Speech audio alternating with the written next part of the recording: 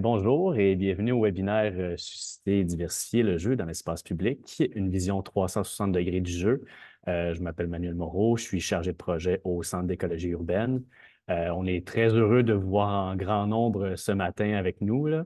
Euh, Premièrement, pourquoi un webinaire aujourd'hui? En fait, l'objectif, c'est de vous présenter le fruit d'un travail collaboratif entre le Centre d'écologie urbaine et Métallude sur une fiche et un outil qui vise à intégrer et favoriser le jeu dans les espaces publics et sur un territoire au profit des enfants, des jeunes et pourquoi pas tout le monde. Le projet là, qu'on va vous présenter aujourd'hui là, a été réalisé grâce au soutien financier de Montréal Métropole en santé dans le cadre du plan d'action intégré 2023-2025. On a également choisi le 11 juin pour ce webinaire, puis pour lancer notre outil et notre fiche, parce que cette journée a été récemment désignée par les Nations unies comme la première journée internationale du jeu, ce qui marque une étape importante dans les efforts qui visent à préserver, promouvoir, puis donner la priorité au jeu pour que toutes les personnes, là, comme je l'ai dit un peu plus tôt, en particulier les enfants, puissent en récolter les bienfaits, là, puis s'épanouir. Le webinaire aujourd'hui va être enregistré également et il va être accessible sur la chaîne YouTube là, du Centre d'écologie urbaine par la suite. Également, tout au long du webinaire, là, vous pouvez poser une question dans le module questions-réponses. Elle va être colligée là, puis, pour la période de questions là, à la toute fin. Donc, avant de poursuivre, là, on va se présenter les trois organisations, le Centre d'écologie urbaine, et Métallude et Montréal Métropole en santé. Je vais débuter avec le centre, là, premièrement, au Centre d'écologie urbaine. On est une OBNL là, qui a été créée en 1996. On propose des pratiques, des politiques qui visent à créer des villes écologiques, démocratiques et en santé. Donc, on collabore avec des communautés, des municipalités de partout au Québec. On prend part également à des partenariats nationaux et internationaux. Ce qu'on vise, là, c'est de développer le pouvoir d'agir des citoyens, augmenter les capacités de communautés, des municipalités, les capacités des communautés et des municipalités québécoises pour agir ensemble, pour accélérer la mise en œuvre de solutions pour des villes à échelle humaine, durable et engagées dans la transition socio-écologique. Depuis quelques années, là, le Centre se penche sur la place des enfants dans l'espace public, entre autres par nos projets Changer les règles du jeu ou encore J'identifie, j'agis dans ma communauté. Je vais maintenant laisser la parole à Stéphanie Watt de Métallude. Bonjour, merci Manuel.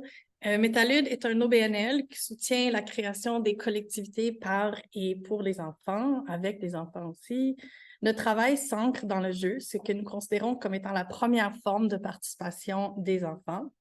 On utilise une variété, une panoplie d'outils pour accompagner les municipalités. On utilise entre autres des méthodes de participation publique, de facilitation, mais aussi des sciences sociales. Et nos projets sont variés, nos mandats aussi.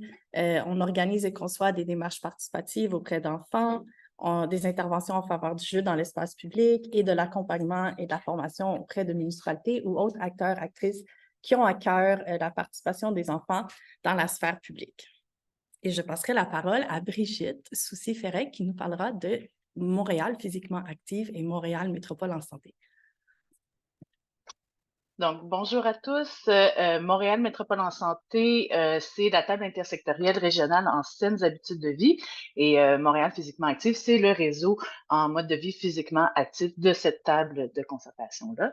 Et puis, donc, Montréal Physiquement Actif, c'est une centaine de partenaires qui veulent travailler ensemble dans des orientations communes pour faire des changements durables et favoriser un mode de vie physiquement actif pour toute la population montréalaise. C'est une concertation, dans le fond, qui se fait autour de quatre grands axes de concertation. Donc, il y a la mobilité active, le développement du plein air urbain, qui est une concertation portée par Sport et Loisirs de l'Île de Montréal, la valorisation de la pratique sportive et la promotion du mode de vie physiquement actif. Et puis, donc, depuis 10 ans, on a coordonné là, 4 plans d'action en mode de vie physiquement actif pour la région de Montréal. Et puis, ça a donné lieu à l'émergence de plusieurs belles initiatives, dont celle qui vous est présentée aujourd'hui. Donc, je vous redonne la parole. Merci beaucoup. Merci beaucoup, Brigitte. Avant de poursuivre, j'aimerais nommer aussi la présence, mais aussi la participation puis l'apport des membres du comité consultatif, là. Donc, on s'est entouré pour ce projet-là d'un comité là, qui nous a épaulés là, puis qui nous a aiguillés dans le bon sens là, pour la fiche et l'outil qu'on va vous présenter. Premièrement, sont présentes aujourd'hui Valérie Hébachère de Vivre en Ville, qui va également être présente comme animatrice là, dans la deuxième partie là, de l'atelier, là, pour ceux et celles qui se sont inscrites. Stéphanie Henry de Castor et Pollux, qui va également être animatrice là, lors de la deuxième partie. Sur le comité, on avait également Thibaut Guni de Sport et Loisirs de l'Île de Montréal, Brigitte Soucy-Ferret qui vient tout juste de se présenter, Gina Cazou du collectif Vital, Christine Gauvin du regroupement des CPE de la Montérégie, Thomas Anderson de l'organisme APAT Géant, et finalement, Mathieu Point, donc professeur au département des sciences de l'éducation à l'Université du Québec à Trois-Rivières. Donc, comment le matin va se dérouler, là, vous le voyez ici, là, premièrement, nous, on va avoir une présentation là, des organisations qu'on vient tout juste de faire. Ensuite de ça, ben, on va vous présenter la fiche. Là, Stéphanie et Margaret de Métallique vont vous présenter le tout. Ensuite de ça, ben, on va vous présenter le cahier de travail, donc l'outil qui accompagne cette fiche-là pour favoriser le jeu dans l'espace public. On va terminer la première partie avec une période de questions. Et ensuite de ça, ben, pour ceux qui se sont inscrits ou inscrites à l'atelier interactif, là, on va diriger tout le monde là, vers l'atelier. Puis on va avoir entre la période de questions et l'atelier une petite pause, une courte pause de pas plus de 5 minutes. Là. Donc, pour la suite des choses, je vais passer la parole à Margaret et Stéphanie. Bonjour tout le monde! J'ai le grand plaisir de nous rentrer dans le vif du sujet en commençant par qu'est-ce que le jeu? Donc, pour les enfants, le jeu est le moteur de leur quotidien et une nécessité biologique. Il n'a pas d'objectif autre que le plaisir. C'est par le jeu, les enfants explorent leurs sens, interagissent avec l'environnement physique et social, apprennent à se connaître et viennent à comprendre leur place dans le monde. Les adultes emploient souvent des termes spécialisés pour parler de ce que nous résumons ici par le jeu court. Vous avez peut-être entendu parler du jeu mené par l'enfant, le jeu actif, le jeu libre, le jeu risqué. Ce sont des exemples de ces termes-là que nous en résume par le jeu. L'essentiel à retenir, c'est que le choix, l'initiative et la créativité de l'enfant sont au cœur de son jeu. C'est le processus qui compte, pas tant la forme. Le jeu peut ressembler à 10 000 choses et c'est l'enfant qui en décidera. Mais nous, les adultes, on est à mettre la table en créant des environnements riches en choix. Puis, bien sûr, jouer dehors amplifie les bénéfices du jeu. Le jeu à l'extérieur tend à durer plus longtemps, à être plus actif et à être plus imaginatif que le jeu à l'intérieur. Le jeu à l'extérieur est aussi l'occasion d'être en lien avec l'environnement naturel, même dans un contexte urbain et bâti, et avec la société au-delà des noyaux familiaux et scolaires. Des espaces publics à proximité l'un de l'autre permettent en plus d'offrir davantage de choix aux enfants qu'une seule espace, qu'il soit public ou privé. Donc là, je laisse Steph poursuivre. Merci, Margaret. Donc, le jeu, c'est vraiment une série de choix et de décisions ludiques qui sont façonnés par les éléments présents dans l'espace et par la perception qu'ont les enfants de leur fonction. Donc, qu'est-ce qu'il y a et comment je le perçois, comment je pense que je peux l'utiliser. Finalement, c'est ça le jeu. Donc, une glissade, ça permet de glisser très classiquement, mais aussi de grimper, de se cacher.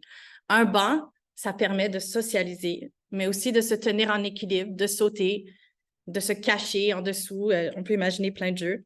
Une fontaine, on peut penser que ça permet à boire, et c'est vrai, mais on peut aussi en faire des potions magiques. On peut s'émerveiller devant le tourbillon de l'eau.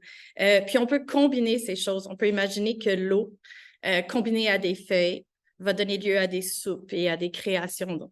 Donc, les éléments, comment on les perçoit, comment on les combine. Je vais donner d'autres exemples. Le mobilier urbain pour les ados, c'est vraiment important parce qu'on se socialise là et la socialisation, c'est le jeu. offrir plusieurs moyens de se rendre aux plateformes d'un module de jeu, comme on voit dans la photo.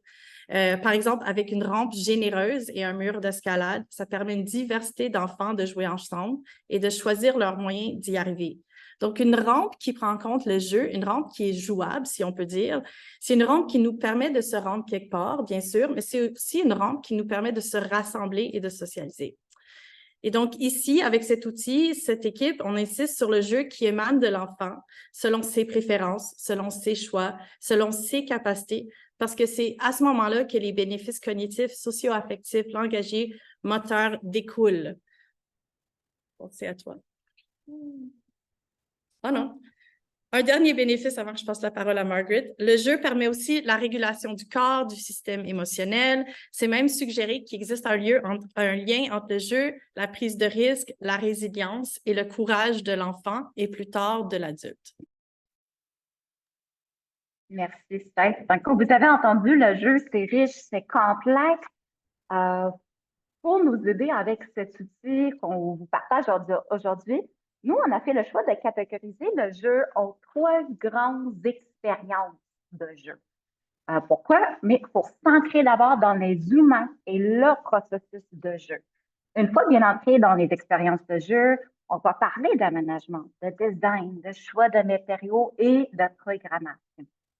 Donc, les 3 expériences de jeu sont issues d'une synthèse de la littérature, incluant les 16 types de jeux de Bob Hughes et les 8 types de jeux avec prise de risque d'Ellen Center, ainsi que le travail de méthode, de consulter les enfants, d'observer les enfants jouer et de faire des évaluations ludiques d'espace public.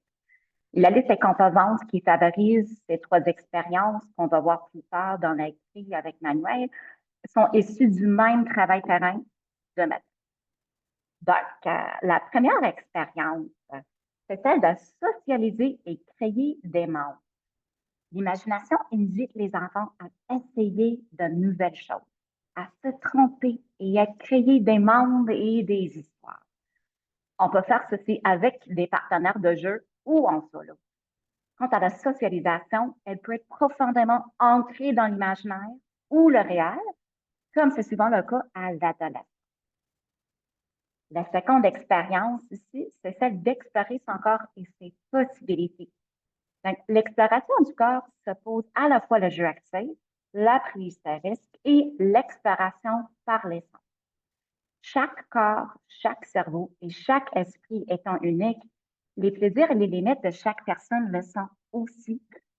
Par exemple, explorer son corps et ses possibilités peut ressembler à déplacer et ordonner des objets dans une ligne droite. Ça peut aussi être de rassembler et de construire un tour avec ces mêmes objets et de la détruire par la suite. La dernière expérience qu'on vous présente, c'est celle d'explorer sa relation avec l'environnement naturel. Cette expérience, c'est rencontrer le vivant. On le voit ici avec l'enfant et le lapin. Ça touche autant le pissenlit dans le trottoir que le lièvre dans le boîtier. Et c'est trouver du plaisir à travers les saisons, autant lors d'une tempête de neige que d'une canicule. Là, j'allais Steph poursuivre. avec l'espace public. Oui, pourquoi s'intéresser au jeu dans l'espace public? D'un, parce que le jeu dans l'espace public est en déclin et ça fait plusieurs décennies en fait, et nos façons de planifier le jeu, on peut évoluer durant cette période, depuis le milieu du 20e siècle. Et nous faisons le pari que la contribution des enfants et des jeunes à la collectivité dépend de leur présence et de leur participation dans des espaces intergénérationnels tels les espaces publics. Donc, s'assurer que les enfants ont accès aux espaces publics et au territoire est bien une question d'équité. Pour contrer le déclin du jeu dans l'espace public, les municipalités, les aménagistes, les paysagistes, le milieu des loisirs et autres, donc ça prend tout ce monde, peuvent agir sur les possibilités de jeu dans l'espace public et sur la mobilité indépendante des enfants. Les deux vont ensemble. Et comment on réintègre le jeu dans l'espace public? Dans un monde idéal, les 3 grandes expériences de jeu seraient soutenues et possibles dans tous les espaces publics. Et ça, c'est ce qui occupe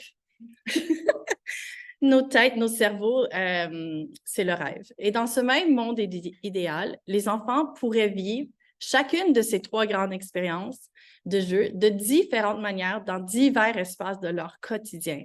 On parle donc de diverses échelles, mais surtout de celles qui émanent de chez soi. Le jeu n'est pas simplement une destination. Le jeu, c'est ce qui arrive quand on ouvre la porte et on sort dehors quand on est un enfant. Donc, par exemple, la socialisation pourrait être soutenue au parc de quartier avec un kiosque de musique, peut être soutenue dans la ruelle avec un banc couvert, peut être soutenue sur la rue commerciale du quartier avec une placette super intéressante et funky. Les espaces publics, donc, seraient différents par les éléments qu'ils proposent, pas tant par les expériences de jeu envisagées.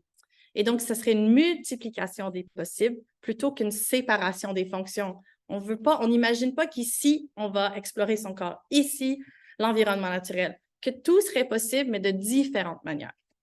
Et quand un espace rassemble au sein de cet espace-là des éléments complémentaires, par exemple une surface minéralisée pour le jeu avec ballon et des arbustes pour la cachette, on peut voir que les enfants ont un choix. Ils peuvent jouer avec un des 2 éléments selon la journée, selon l'année, selon la saison, peuvent les combiner.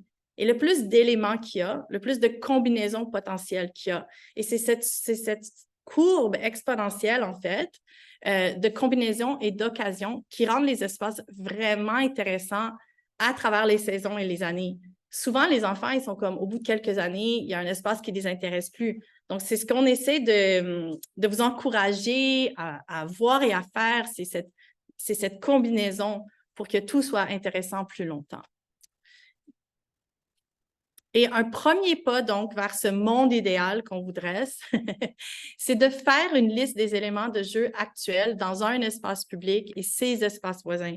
Donc, c'est toujours d'imaginer l'espace public sur lequel on veut agir en relation avec les espaces voisins. Parce que les enfants cherchent à jouer là où ils sont et là où ils se trouvent, pas juste dans certaines destinations qui sont super importantes, mais qui ne résument pas la vie d'un enfant, ne résument pas l'ampleur de l'espace public dans la ville. Je pense notamment à la cour d'école puis au terrain de jeu. Il faut vraiment planifier tout le territoire pour des possibilités ludiques et une posture ludique. Et c'est quand on veille à la diversité de l'offre ludique qu'on veille aussi à l'inclusion des enfants du territoire. Merci, Steph.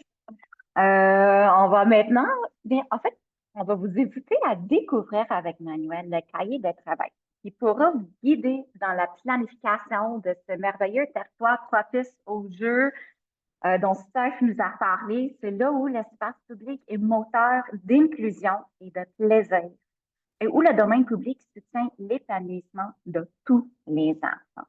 Donc, à toi, Manuel. Merci, Margaret. Merci, Stéphanie. Premièrement, qu'est-ce que c'est que ce cahier de travail-là dont on vous parle depuis le tout début?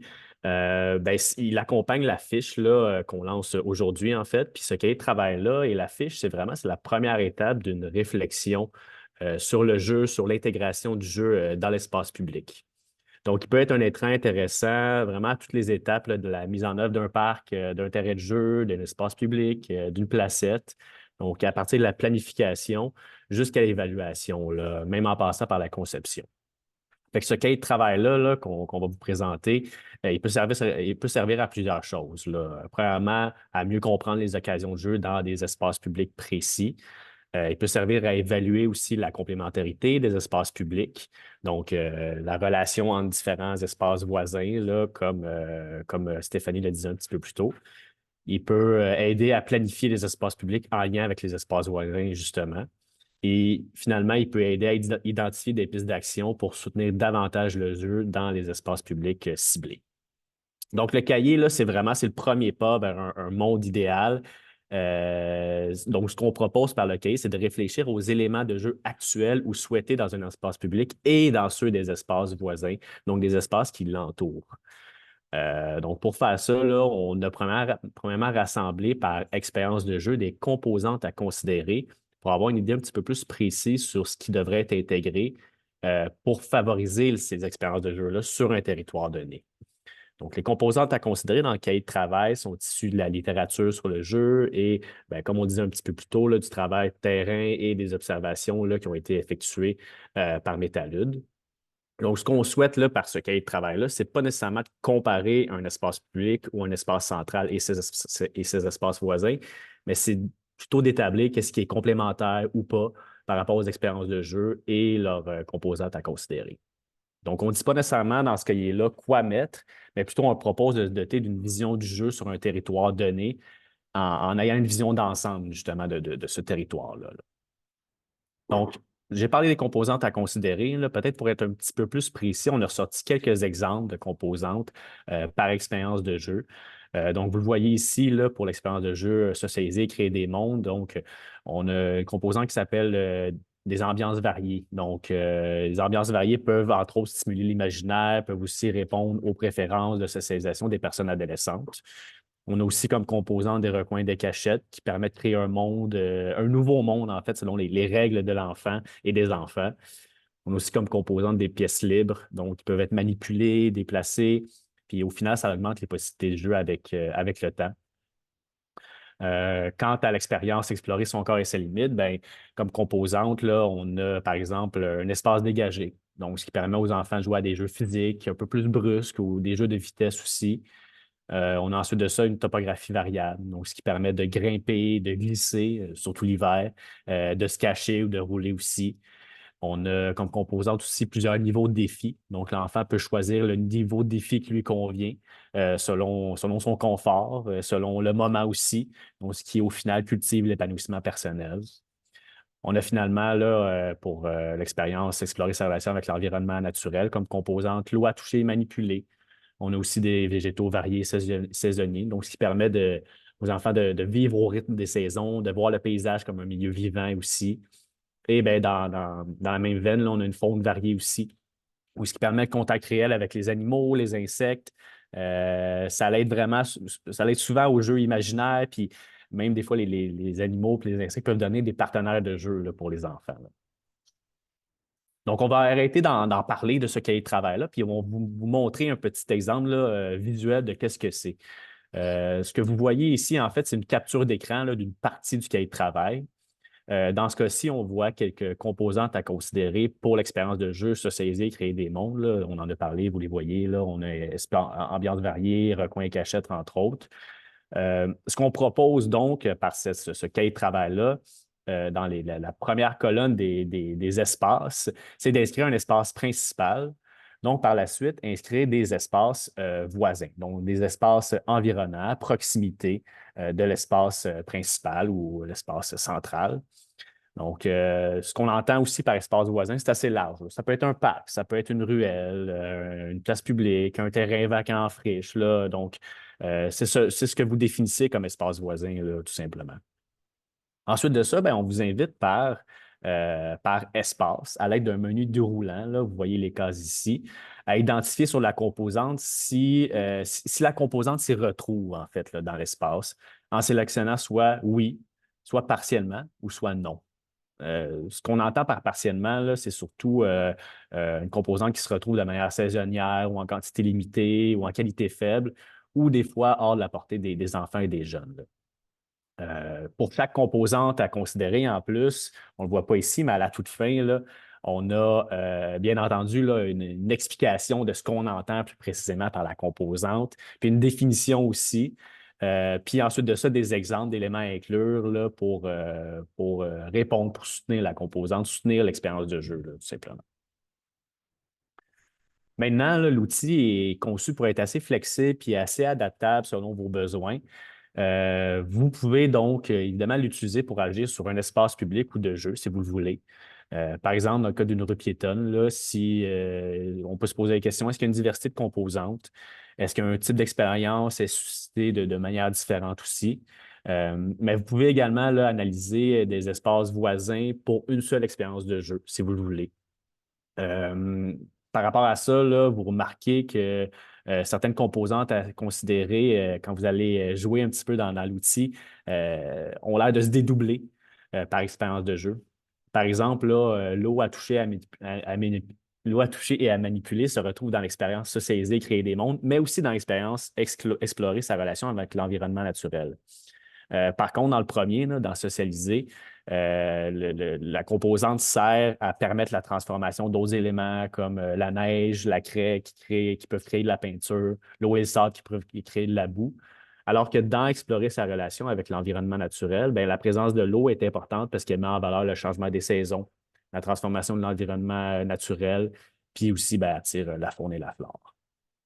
Donc, un élément final qui est très important aussi qu'on voulait vous partager, puis qui est intégré, bien sûr, dans le cahier de travail, c'est une section sur les besoins de base. Qu'est-ce qu'on entend par les besoins de base? Ben, c'est entre autres l'entretien de l'espace, l'inclusion et le confort, l'accès à l'eau potable. Là. Donc, ces éléments-là sont abordés sur un même pied d'égalité que les expériences de jeu, parce que les besoins de base sont nécessaires juste à notre présence, à la présence de l'enfant, à la présence des adultes aussi dans l'espace public. Donc, c'est ce dont on a besoin pour rester dans l'espace et pas juste pour jouer aussi. Là. Donc, il n'est pas nécessaire de répondre à tous les besoins dans tous les espaces, mais c'est important de comprendre les besoins non comblés, puis leur impact aussi, surtout là, par souci d'équité là, et d'inclusion. Donc, voilà. Puis, comme on l'a dit, là, si vous avez des questions, on va venir à la période de questions dans quelques minutes. Là. Si vous avez des questions, n'hésitez pas à les mettre là, les écrire là, dans le module questions et réponses là, si vous le voulez.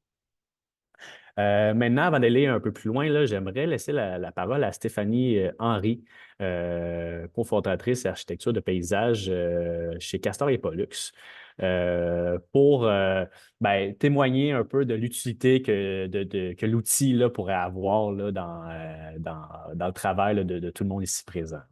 Donc, je te laisse la parole, Stéphanie. Merci beaucoup. Bonjour à tous. Moi, je suis designer et architecte paysagiste et mère d'enfants, évidemment. Enfin, évidemment. Et donc, ça fait quelques années qu'on s'intéresse beaucoup à la place de l'enfant dans l'espace public. Et on a travaillé avec Stéphanie Watt il y a quelques années, quand elle était élue à Rosemont sur l'île au Volcan. Et ça a déclenché beaucoup de questionnements sur comment on intègre l'enfant dans l'espace public. Et effectivement, Castor et Pollux, c'est une firme de paysage et de design urbain qui fait en sorte que les gens s'approprient l'espace public et en profitent comme s'ils étaient un peu chez eux finalement. Comment on fait en sorte que les gens se sentent bien? Et les gens, c'est notamment les enfants. Donc, quand on a cherché en fait à comprendre comment les enfants pouvaient s'approprier l'espace public, en fait, il y a différentes pistes d'action. Et la première chose, c'est chercher à apaiser l'espace public, donc écarter les voitures et créer des zones plus favorables à leur présence et à leur déplacement. Il y a aussi favoriser évidemment le jeu et l'appropriation dans l'espace public, en créant des espaces notamment de jeux libres, et il y a faire avec les enfants. Donc, cet outil, pour nous, va être extrêmement efficace parce qu'on a enfin une équipe qui s'est penchée sur quel est le rôle du jeu dans l'espace public, comment est-ce que... En fait, c'est un outil qui va soutenir la programmation. On essaye de faire en sorte que les enfants aient une place dans l'espace public à travers différents usages. Et en fait, cette grille va permettre en fait de sensibiliser d'une part les municipalités, donc réussir à réfléchir finalement à comment intégrer le jeu, à donner plus de place aux enfants dans la commande d'un nouvel espace public. Ça va nous permettre en fait de questionner les différents moyens d'intégrer ce jeu, de se poser la question finalement, est-ce qu'on veut un espace qui est fermé pour les enfants ou est-ce qu'on veut essayer de le placer à différents endroits, dans un parc, dans la rue, dans une place. Ça va nous permettre aussi de questionner en fait les limites du terrain de jeu. justement en se posant la question finalement, est-ce qu'on veut que le jeu soit uniquement, comment dire, soit uniquement ciblé à un endroit ou est-ce qu'il faut qu'il soit dans toute la ville? Enfin, cet outil va aussi nous permettre de guider nos choix, se poser en fait la question à chaque fois qu'on veut intégrer du jeu dans nos aménagements, se poser la question de finalement, qu'est-ce qui va favoriser le jeu? Est-ce que je crée, ça va guider nos choix de conception. En essayant de systématiquement cocher un petit peu des cases, des usages et nous, on va chercher à développer en fait le support d'espace public qui favorise l'interaction, le rapport à la nature, et cetera. On ne veut pas guider en fait on ne cherche pas à guider à imposer une manière de jouer, mais à favoriser le jeu à travers le développement d'espace public. J'aurais aimé vous montrer quelques images de projet, mais c'est pas ce qui a été, envisagé dans ce webinaire. Pour montrer en fait de quelle manière on cherche toujours à intégrer les enfants dans l'espace public, à intégrer le jeu en fait dans l'espace public, que ce soit en développant des espaces de jeu libres, que ce soit en travaillant avec la relation avec la nature, que ce soit en développant les parvis d'un centre communautaire. Peut-être, je ne sais pas si je suis claire, parce que c'est vrai qu'on est designer et souvent on crée des espaces, donc j'aurais peut-être Manuel, peut-être tu peux me challenger un petit peu sur la manière dont je pourrais parler de à quoi sert l'outil finalement dans notre pratique. Ben, je trouve que ton témoignage était assez limpide, Stéphanie, là, puis je pense qu'il témoigne quand même bien de l'utilité de l'outil.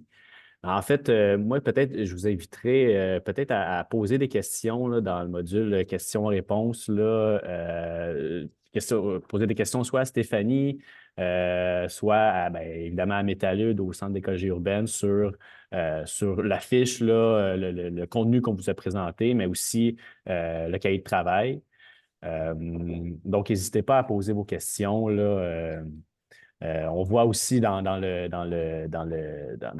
module chat là, que le pub ludique Randolph va célébrer la Journée internationale du jeu. Là. Donc, je vous invite aussi là, à nous partager là, des témoignages comme ça, là, à savoir est-ce que vous célébrez, vous, la Journée internationale du jeu et de quelle manière également. On voit également là, un petit peu plus d'informations du projet dont Stéphanie faisait référence, là, donc l'île au volcan. Vous pouvez cliquer sur le lien là, dans le chat là, pour aller en apprendre un petit peu plus. On a déjà aussi une première question ici de Benjamin Branget. Bonjour. Comment l'outil considère-t-il la mutabilité des espaces, la diversité des publics, la saisonnalité et le jeu libre? Et finalement, comment celui-ci compose-t-il avec une approche déterministe vis-à-vis versus libre du jeu? Merci. J'espère que j'ai bien posé ta question, que j'ai bien posé votre question, Benjamin. Est-ce qu'on a une réponse, là, Stéphanie ou Margaret, sur cette question-là? Très bonne question pour débuter. Merci, Benjamin.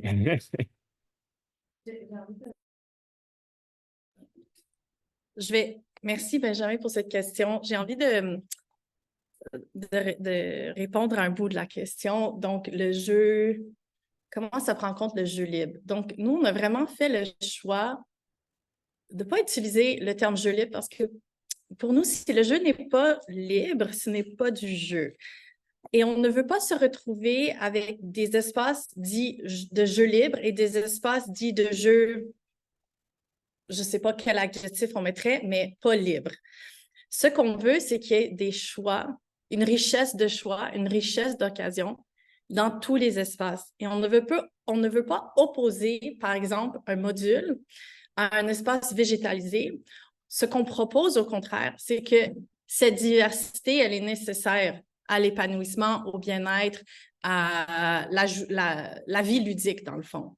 Et que différents éléments, en fait, c'est le côté complémentaire de ces éléments, c'est la diversité de ces éléments qui est intéressante. Donc, on ne Voilà. Donc, pour nous, le jeu, s'il n'est pas libre, ce n'est pas du jeu.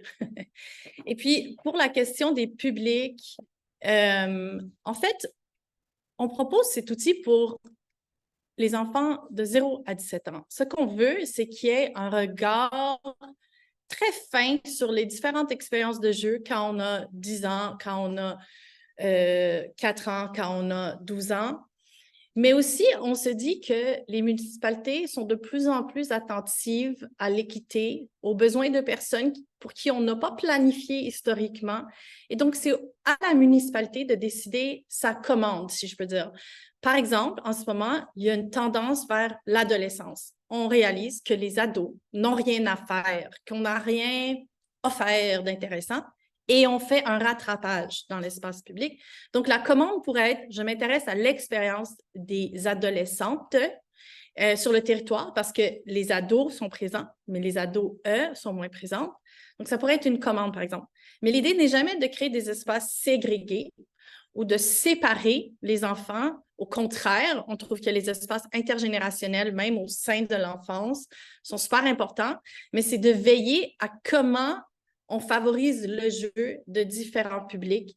Et on trouve ça tout à fait pertinent, par exemple, de prendre la grille puis de se déplacer l'hiver.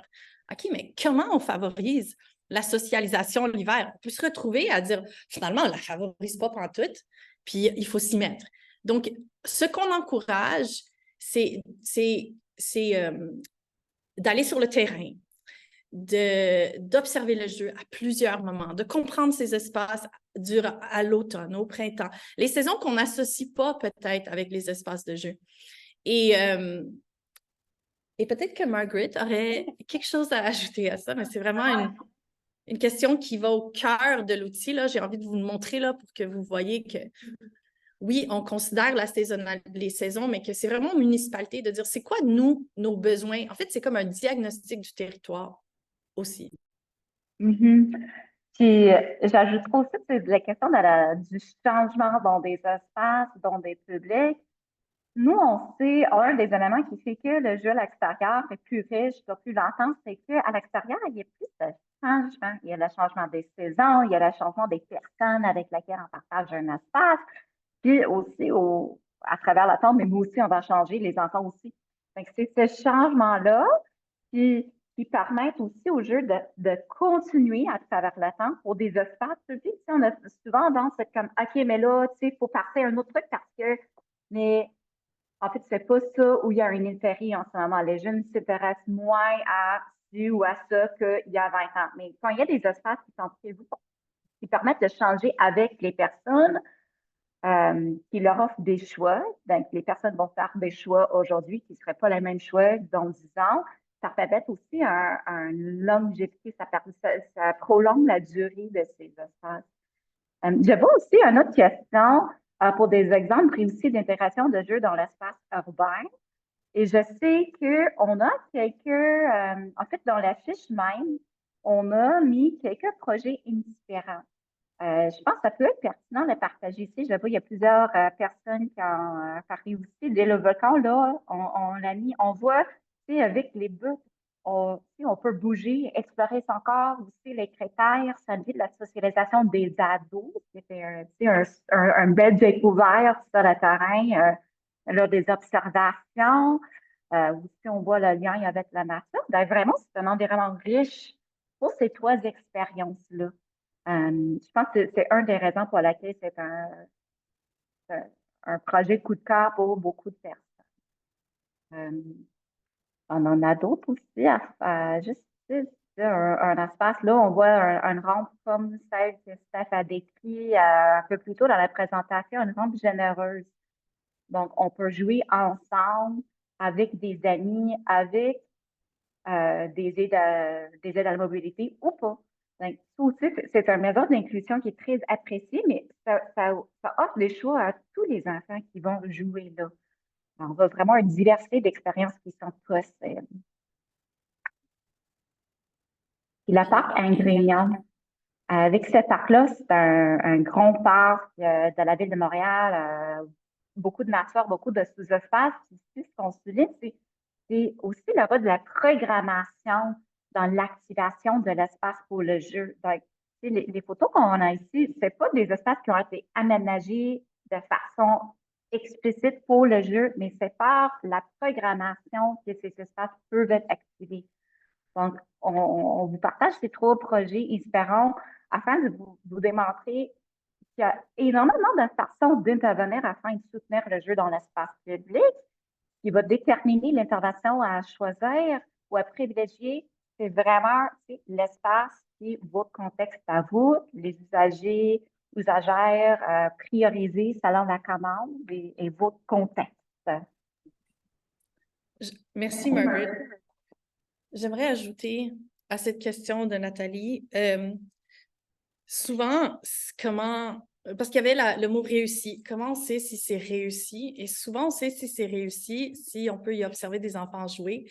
J'étais à la Place des Arts l'autre jour, je pense que je vais pas assez souvent là-bas, parce que là, j'ai vu que l'espèce de, je vais appeler ça une piscine, là, c'est clairement pas une piscine, là, puis c'est ni une pataugeoire, c'est comme une fontaine pataugeoire, et c'était plein d'enfants qui jouaient.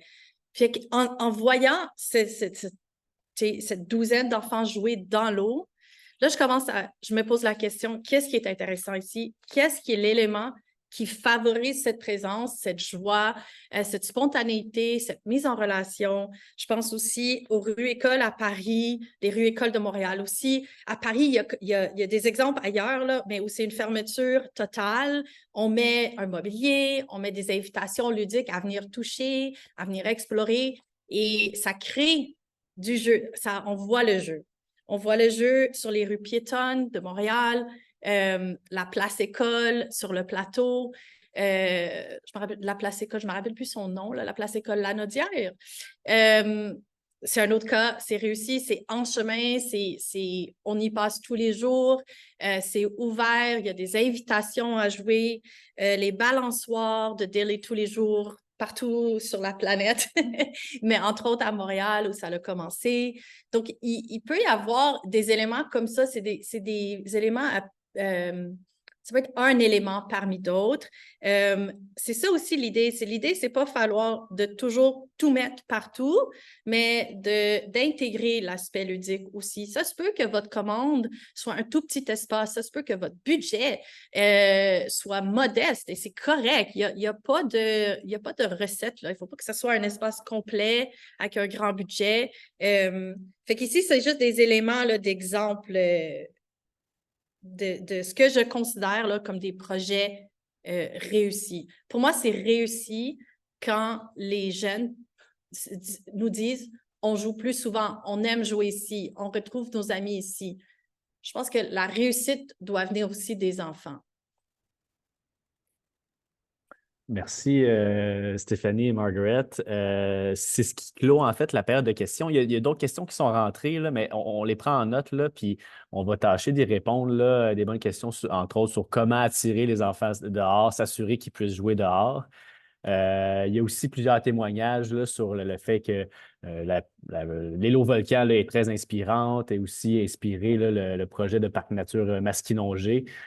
Carole qui nous a partagé ça, n'hésite pas à nous envoyer des photos là, du parc nature, là, encore une fois, pour nous inspirer à notre tour. Donc, il est 9h45. C'est ce qui met la fin, c'est ce qui clôt le webinaire, en fait.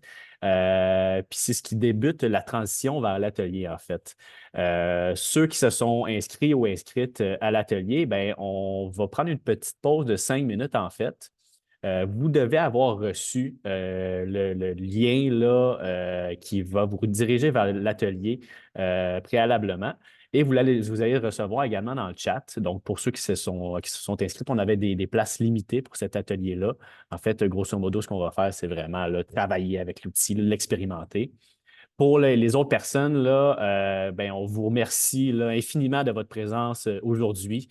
On vous remercie pour votre intérêt aussi sur le jeu dans l'espace public, puis pour votre intérêt sur l'outil qu'on vous a présenté. La fiche puis le cahier de travail là, va vous être transféré, envoyé par courriel. Donc, n'hésitez pas à en parler à vos collègues, là, à nous envoyer des commentaires, des suggestions, puis témoigner comment vous allez l'utiliser, puis vous l'utilisez dans votre travail aussi. Donc, merci une dernière fois. Là. Je pense que tout le monde de l'équipe se joint à moi là, pour vous remercier. Puis pour ceux qui vont être à l'atelier, on se voit dans 5 minutes environ. Là.